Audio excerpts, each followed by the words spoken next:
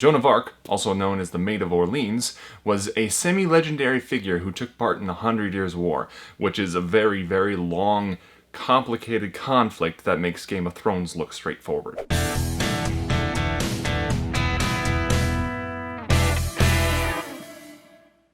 Hello everybody and welcome to History Abridged. It's history, just shorter. Today we're going to be talking about Joan of Arc. Joan of Arc was born in 1412 in an itty-bitty little village to a couple whose only accomplishments that we remember were giving birth to Joan of Arc. Her first 13 years were pretty quiet. She learned to spin wool, be a good Catholic, then suddenly bam, saints everywhere. Joan claimed that 3 saints came to visit her: Saint Margaret, Saint Catherine, and Saint Michael. And apparently those saints told her to get those damn Englishmen off their lawn. Because, you know, at the time, the English were occupying a lot of France. When she was 16, she made her way to the nearest town that actually had a military presence, went to the garrison and talked to the commander, and basically said, "Yo, I need to see the king." And he was like,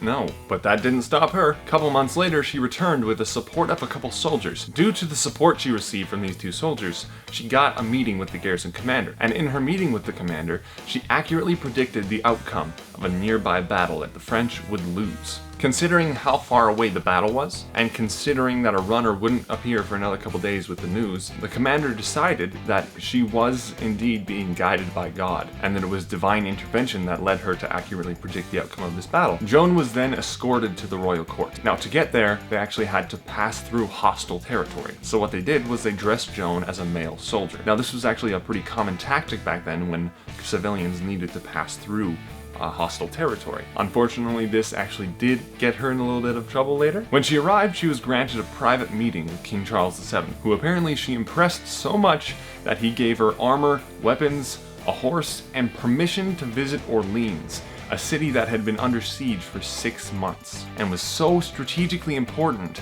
that if they lost the city, they'll likely lose the war. At Orleans, Joan attended war councils and actually participated in battles, despite the fact that the acting commander at first did his best to exclude her. As for her actual participation in battles, according to most accounts, Joan always said that she only ever carried a banner and never killed anyone. The battles were always commanded by some lord or another, but the records show that these lords actually did respect her opinion and listen to her advice. Now, you might be wondering why anybody actually decided to trust her, because, you know, she was some uneducated teenager from the middle of nowhere who was claiming to see saints and hear the voice of God.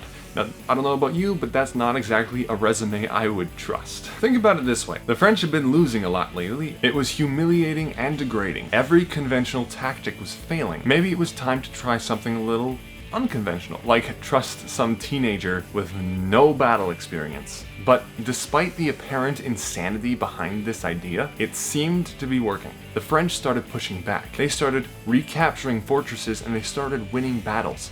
And people at the time actually accredited their success directly to Joan. That siege had been happening for 6 months. But 9 days after her arrival, it was done. Joan then accompanied several more campaigns, accepting surrender over surrender and gaining the trust of the lords that led those campaigns. Eventually, something had to go wrong, and during an attack on an enemy camp, Joan was captured and imprisoned. Now, to her credit, she did try to escape like a whole bunch of times, including one time where she jumped off of a 70-foot tower. Unfortunately, all of her attempts were unsuccessful. And it wasn't just her making these attempts. The French tried to rescue her a couple times, and again, were unsuccessful. Joan's captors eventually ransomed her to the English, who put her on trial for heresy and cross-dressing. They put her on trial, found her guilty, and burned her at the stake. After the war ended, Joan was given a retrial, and she was found not guilty and absolved of all crimes. But her posthumous honor didn't stop there. In 1909, she was canonized as an official Catholic saint. When it comes to Joan's visions, there's not really a clear historical consensus about what caused them. Some people actually do believe that she was talking to God and talking to saints. Others believe she most likely had a mental illness, some form of schizophrenia. And others believe that there's likely a tumor pressing on her brain causing her to see and hear things. But there are arguments against every single one of these cases. The truth of the matter is we will probably never know for sure what exactly caused Joan's visions.